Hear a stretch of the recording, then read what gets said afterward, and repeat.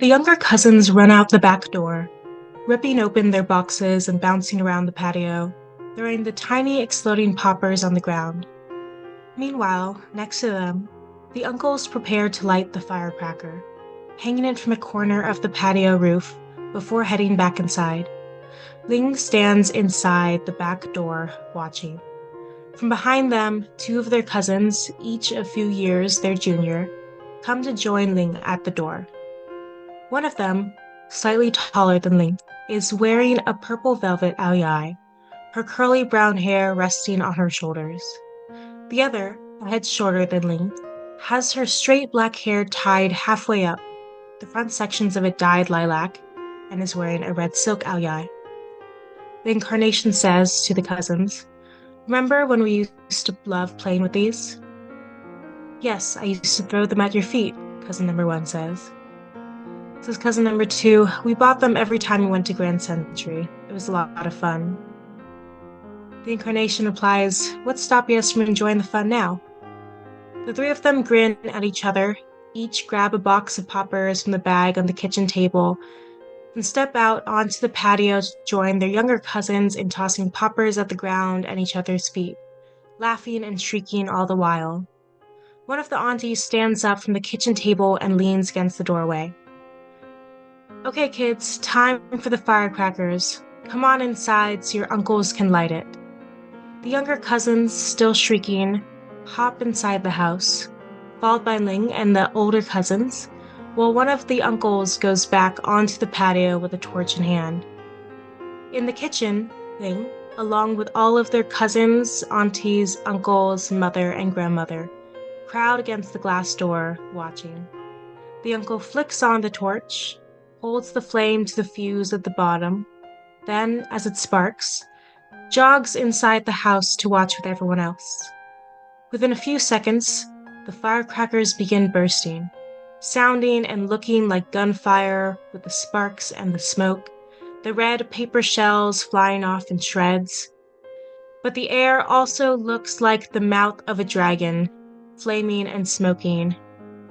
And against the backdrop of the night sky, the little fires look like stars being born. "I've always thought firecrackers are one of the most beautiful things," says Ling. The incarnation replies, "I agree. And you know what's so beautiful about it?" "What?" "They're so bright and loud and hot and smoky that you can't help but have to notice them and experience them. It's the way they take up space and show how we insist on taking up space as well. Look at us." Ling looks at their family. "On Tet, nothing else matters but family and home. Not even the world we're in not wanting us to exist. We come together anyway, in numbers, in color, making noise and fire. We celebrate. We make it known that we're here, and with us, our joy. The last firecracker explodes, and the smoke rises and disappears silently. The entire family explodes too, into cheers. The uncles and younger cousins go back onto the patio, the uncles to clean up the red paper, the younger cousins to continue tossing poppers.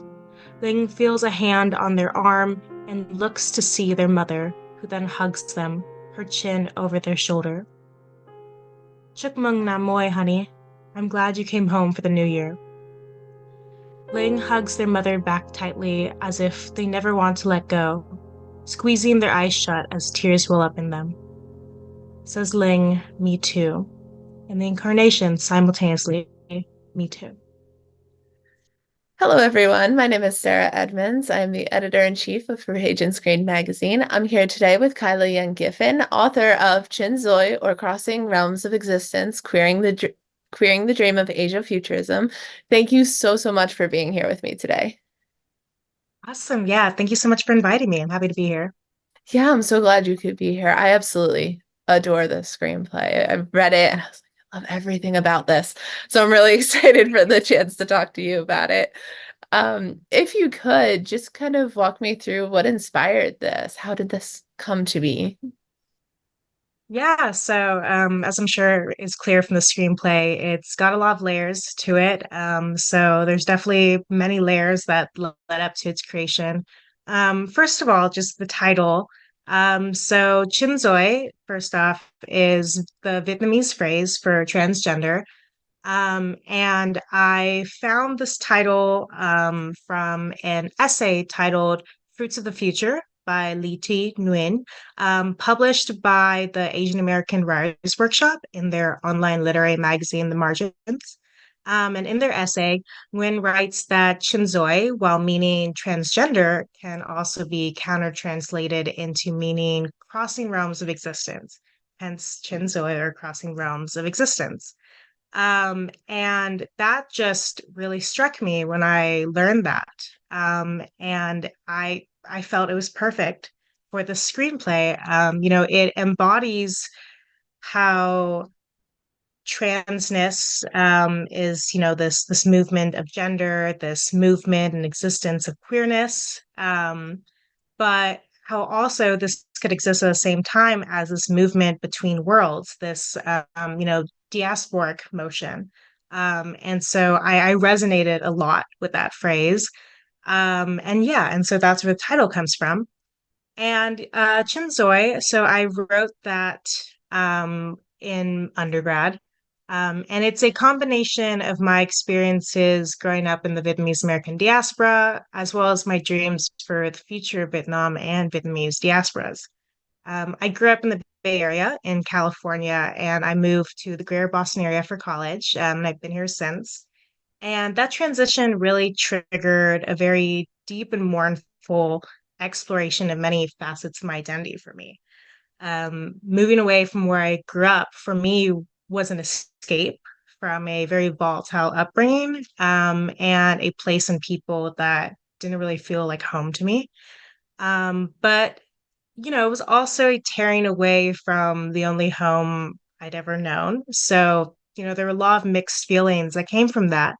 And I was also diving into a region and a predominantly white academic institution that all gave me a very huge culture shock. San Jose, California is where I was born. And in the greater San Jose area, most of my mother's family, my Vietnamese side, still lives there. And San Jose has one of the largest, if not the largest, Vietnamese diaspora populations in the world. And so everything I knew about being Vietnamese was centered there.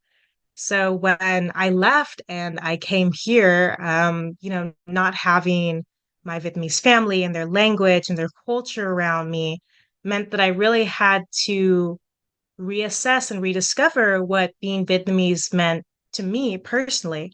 And at the same time, I had recently come out as queer right before I was entering college. So, I was navigating my gender and sexuality at the same time. And I was navigating that amongst other young people at my college, at my PWI, and realizing that my queerness wasn't really fitting into the same space that theirs was, into very white spaces.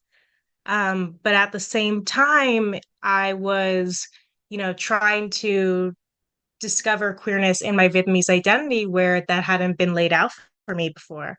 Um, I'm pretty much the only out person like in my mom's family. So, just it really awoke a lot of what felt like these ancestral feelings of loss and of not belonging, in both being Vietnamese and in being queer.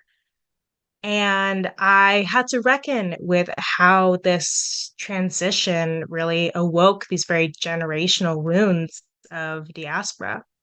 And so I found myself constantly both reaching, back towards my past and the home I had known, and trying to remember, make sense of it, and trying to even reach further back to my family's flight from Vietnam and their origins and lives in Vietnam. Um, but then also reaching toward a future where I wanted to believe, um, I kind of want to believe that it was possible to return in a sense, and also possible to exist as a queer Vietnamese person in a world that was made for me. And that had to come with an understanding that this return I wanted didn't really exist because it was a moment that didn't exist anymore or perhaps never did. And so, I had to really dream bigger and I had to create the world that I wanted to go to and would belong in. So, Chinzoi was really me making a home within these pages. I love that. I love the way you're kind of incorporating and building off of these experiences, these memories, these hopes, and these dreams. And it's interesting hearing you talk about it because I think with Lynn, the main character of the screenplay, they feel very grounded in their identity. They feel very self-assured when we see them in the moment in I don't want to say real time because that sounds a little silly, but you know what I mean. In the moment, they feel very grounded in who they are, but as they go through and see these past incarnations of themselves, it's interesting to how much the future slash present day world that they're in really contrasts those kind of feelings of dissonance and disconnect that sometimes arise with the incarnations. So I think that you've built this place where they can be trans and they can be queer and be at home and feel complete.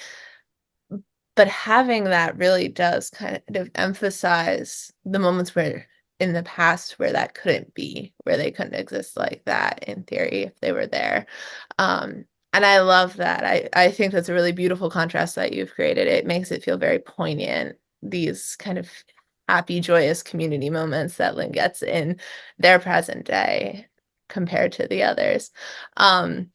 While still having the community in those past moments too, just in different ways and different variations. So hearing you Yeah, talk, definitely. yeah, just hearing you talk about it, I'm like, I can see that hope and it builds a really beautiful contrast and like nostalgia almost there, I think. Um, Yeah, thank you so much for saying that. Yeah. I No, yeah, I think that writing Ling Orion This Future Vietnam was definitely it was such a comfort to me to have developed this person who, like you said, was very grounded in their identity and in their community and this very progressive world around them. And yeah, it gave me a lot of hope to look forward and think that this could be someone in the future. This could be one of my descendants living like that. And having Ling then accompany a character who was me, who's me reliving my memories was also a huge comfort. yeah, absolutely. I think it's interesting. When we think about the concept of ancestors, and because I've done lots of like ancestor work sounds odd, but that's the phrasing I'm going to use. Thinking back to past generations, and oftentimes we forget that we are likely someone else's ancestor in the future, and that will have Right. that kind of forward connection, forward community. Um, And so I love that you explore that here and just the thought of who will I be as an ancestor to someone? Like what will Mhm. I mean to them? Um, Absolutely. yeah, I absolutely love that element of this. Um, yeah, is there no, that's the wrong beginning of a question. I apologize. You will find my questions. I will have a question be like trying to word it as I'm speaking, and sometimes it may No be worries. it may definitely be jumbled. Um, I just wanted to ask about the world building that you do with the Mhm. future, the present slash future. Mhm. Did you have any particular like inspirations you were working off of as far as like other writers, or is this kind of all created, pulled from different facets? I'm curious about what led you to this version of the future. Yeah, yeah, great question. It's interesting because I used to see myself as someone who was really bad at world building. I didn't have a lot of faith in my world building skills at all. And so it was pretty daunting to be like, okay, I'm going to create this futuristic world. And I think that some of it definitely felt, intuitive, just these dreams for the kind of, community that I want to live in. And some of it also takes from like my spirituality, like the technology that Ling uses to, move between the present slash future and the past, was, they use like meditative methods and stuff. So that was taken from my beliefs. I have my identity as a Buddhist. And I wanted to really show that I could incorporate spirituality and culture with technology. And yeah, so that was a big part of it. And then also I definitely grew up a lot with Hayao Miyazaki's Studio Ghibli movies. And for me, those have always been these really stunning examples of like queer and femme Asia futurism, like especially Nausicaa of the Valley of the Wind and Princess Mononoke. And so that kind of world building that Miyazaki does in his films is definitely something that's always inspired me throughout my life, and definitely is something that bled into me writing Chinzoi. Yeah, I think you've done an excellent job with the world thing. I mean, I'm no expert, of course, but um, I Thank definitely you. think you've done a really great job of it here. And I particularly really love, as you were saying, the incorporation of kind of spirituality in with technology and this version of the future, because so much of science fiction and genre fiction is very, very Western and like US England centric. And those tend to be like, oh, well, technology is directly opposed to faith and religion and spirituality. Like they're polar opposites. And I Mhm. love that that's not true here. I love that there's kind of this pervasive in a good way sense of just keeping, how can I word this? Language escaping me. Happens all of the time. That's why I could never do a formal interview format. I'm like, I cannot be formal enough for a formal interview format. Totally understand. Um, but yeah, there's just this sense of culture in a way that's not like sterile and hard and tech centric. It feels well-rounded. It feels like all aspects of culture have evolved into this version of the future. We're not just like letting go of things to bring up technology. And I love that. Right. Mhm. Yeah, thank you so much. Yeah, exactly. No, I was really trying with the screenplay to fight against previous forms of techno-Orientalism. Again, that's why this is queering the dream of Asia futurism. I'm trying to really turn away from our previous ideas of science fiction and futurity. And yeah, so it was really important to me that the technology and the future in general look culturally relevant. And yeah, and another important part is, the fact that all of this um, encompasses the fact that Ling is a historian, and, is traveling back through the reincarnations, which is again inspired by Buddhism, to learn about the past. And one of the reasons that's important is that so much of Vietnamese history has been defined by colonialism. And so there is so much language and culture that has gone lost through that. It's very hard to look through Vietnamese culture and language and find anything that isn't a result of, Chinese or French influence. And so creating this ability in a future Vietnam to go back and uncover a lot of lost history was also very important to me. And speaking of the history, another thing element that I really appreciate about this, I don't think I've asked you a single question. I think I'm just telling you things that I like, and that's fine. But one of the things that I really appreciate about this is that when looking for history, it's not going back and looking at massive historical events in that way. It's history as lived through individuals. And Mhm. I love that. I love that because so much of history is just everyday people going about their lives. And that's not usually what we think of. But the fact that this is their role and their job and they're just experiencing the world in the moment, and that is history, is a Yeah, really great take on it. thank you so much. Yeah, of course. Um, Now, from a bit more of a general question, do you often write in genre fiction? Was this kind of a new genre for you? What does your kind of writing trends look like? Yeah, so getting into sci-fi what and speculative fiction in general was definitely a new venture for me at this time.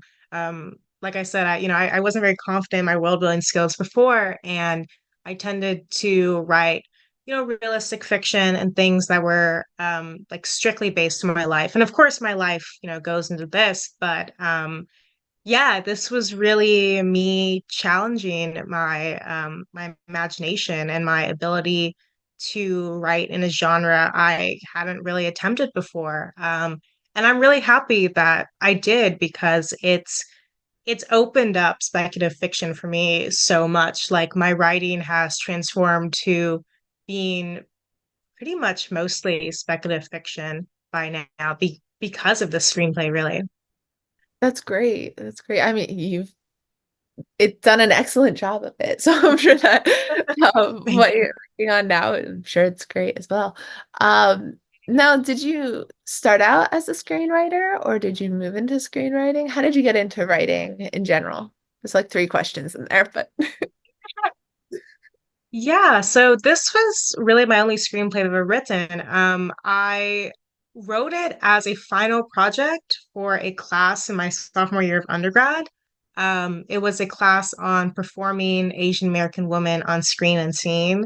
We had the option to either do a paper or a project, and I was like, why not do a screenplay? So I had a month to get it out, and I wrote this. So it was just it was a very spontaneous project for me. And yet it's still one of the pieces that I'm like most proud of and most connected to. But yeah, no, it was definitely much different from anything I'd ever tried to write before. Um, yeah, and how I got into writing in general. I mean, I've really been writing since, I can remember. um, there's a bunch of photos of me from this one day. It's like a month after I turned a year old, and I'm lying on the floor with a notebook and pen, and I'm holding this pen completely properly, as in like it's between like the tips of my thumb, my index finger. It's just like resting, like gain support from the middle fingers, which is a grasp that you're not supposed to have until you're like 4 years old. And I'm scribbling on the notepad, and my parents have so many pictures of it, and they always say that that showed that I was meant to be a writer. Um, so I picked up the pen at a year old, and I never put it down. But I'd say that the first moment that I really felt like a writer and knew I wanted to be a writer was when I wrote my first complete story when I was 7 years old. And it was a children's book about the adventures of a unicorn and a human sister and brother that he became friends with. And it's still online for purchase now, because my dad helped me to self-publish it. And that was a wonderful experience. I mean, I got to not only write it, but I made a bunch of illustrations for it. I gave it a title page, an author's page. I did the layout, the covers, and all of that. And so it was a real book. And when we received the physical copies, I got to hold this book that I'd made by myself. Like literally, like my dad didn't even edit any typos.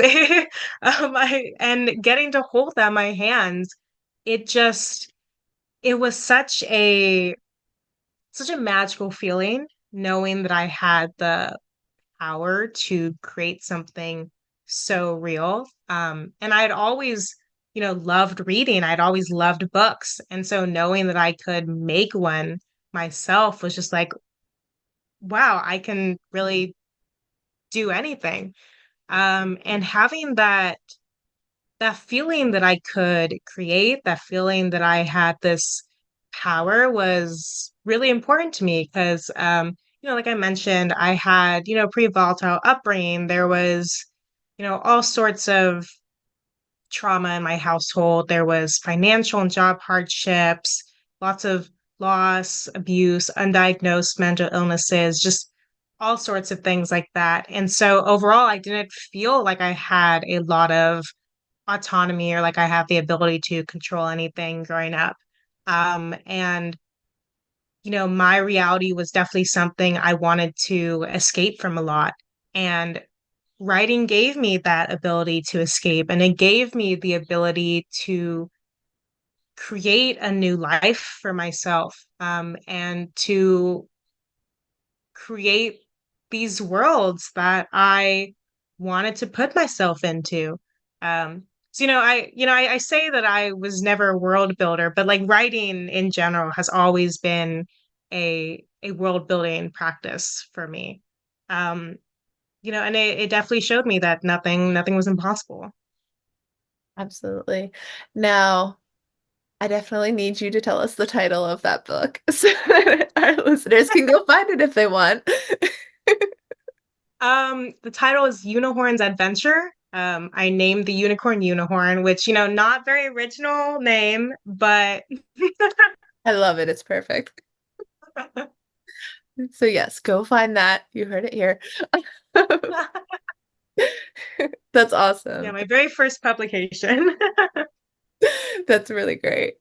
Um, Absolutely. Now, I'm curious if you don't mind, could you talk me through your writing process? How do you get from kind of point of conception of an idea to when you think the project is finished and ready to exist out in the world?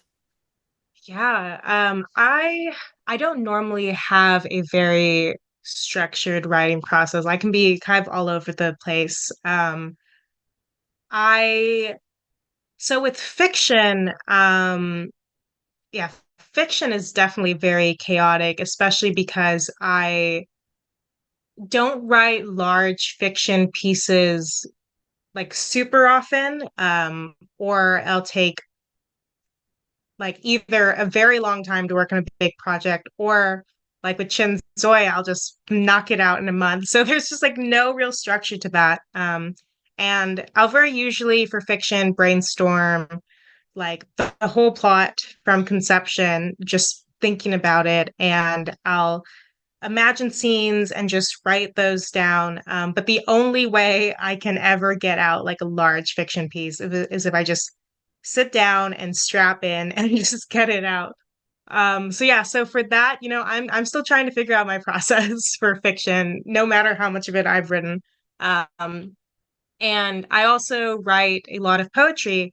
And for that, it can also be a bit chaotic. I'm kind of a bits and pieces typewriter with poetry in the sense that like throughout the day, I might get hit with certain phrases or ideas that feel important and that I want to pursue more. And I'll jot them down in my journal and I'll save them up. And, as the days and weeks go by and I collect more and more of them, they'll start to really form, a complete train of thought. And then it'll finally hit me like, oh, this is what I'm trying to write. And again, I'll have to sit down and piece them together and just shift that around. And eventually it makes a poem. So, yeah, it's really a very spontaneous process for me. So it can feel a little unreliable, but it works in its own way. Absolutely. I'm sort of similar in the way I write. I'm like, it just exists somehow. That's all I got. Yeah, exactly. No, absolutely. Yeah, so with do you have a preference between fiction, poetry, script writing? I don't know. Have you done much script writing since this? No, this has still been the only screenplay that I've written. And yeah, I don't know if I'll end up writing more. I might get inspired to one day. Um, but yeah, do I have a preference? I don't know. They exist in kind of a tangled way, but they've also shaped like different parts of my life. I feel like fiction and poetry. Um, I don't think I have a preference, but I do need both of them to tell, different kinds of stories. But I do like to kind of push them together in certain ways, such as I like writing sometimes like prose poetry or just free form poetry. I don't like being stuck to like specific poetic forms. And then in prose, I love writing very poetic prose. So yeah, they interact with each other in interesting ways. But I definitely feel that both my poetry and my fiction, especially since Ryan Shinzoi, have become very speculative, very much, um, writing about futurity, and thinking about the creation of new worlds in some way or another. So yeah. I love that. And I admit I'm not a huge poetry reader, but I feel like I'm not very familiar with a lot of really speculative poetry. So I love the idea of bringing those themes and those ideas into poetry. Maybe I just need to read more poetry. That's probably a valid critique. But no, I love that. And I know you mentioned as well bringing elements of your life into your writing. Are there any particular themes that you find yourself returning to kind of again and again throughout your work? Yeah, so I definitely used to write a lot about, and I guess in certain senses I still do write about grief and mourning, just with lots of different things. But I would say that my writing has evolved a lot to be around, dreaming and fantasizing and futurizing. So, so much of my writing becomes how do we reckon with and mourn, a world and a society and lives that don't feel and homes that don't feel true to us. Um, and then how do we move that mourning and that grief forward, um, and make them into these dreams and these fantasies toward a new world, toward a better world. Um, so yeah, so at the core of so much of my writing is just that element. And there are definitely references in, a lot of my writing, very obviously in Shinzoi to, like anti-colonialism, anti-capitalism, things like that. Um, so yeah. Yeah, I think you can definitely see really all of those themes play through in Shinzoi as we go through the different incarnations and just Ling's perspective from the future where they're at. Um, yeah, they come through really beautifully, I think, in Thank this. you. Yeah. Um, Now, is there any other thing you're working on right now, or do you have any work coming out soon that you maybe want to talk about? Kind of pitch, throw out there for us to find later? Yeah, sure. So, I am working on a project right now, that I'm really excited for. It's definitely probably the writing project I've been the most passionate about. I don't think there's anything else that's been more important to me than this, like since Chinzoi. But it's a novel, again, a speculative fiction slash sci-fi novel. And genre-wise, it's a queer POC post-apocalyptic romance. So lots of fun elements like that. Um, but it's really a meditation on, again, existing in the limbo between an old world and a new world. So it follows two queer trans characters. I know that at least one of them will be Vietnamese, and I think the other will also be Vietnamese. And one of them has lived alone on an abandoned island a century into the future, off the coast of New England waters, and has lived alone there for the past 6 years. And we start to, get this kind of very slow, rhythmic, very narrow view of their life at first. And we start learning little by little what has happened to the world, and their reluctance to kind of emerge into this new world that's forming. And then a stranger comes to the island, and they have to reckon with that a lot, and the two of them have to mourn what they've lost, and they have to grieve and be angry at the systems of the old world that they're trying to leave behind, while also really gaining the courage to emerge into the new world.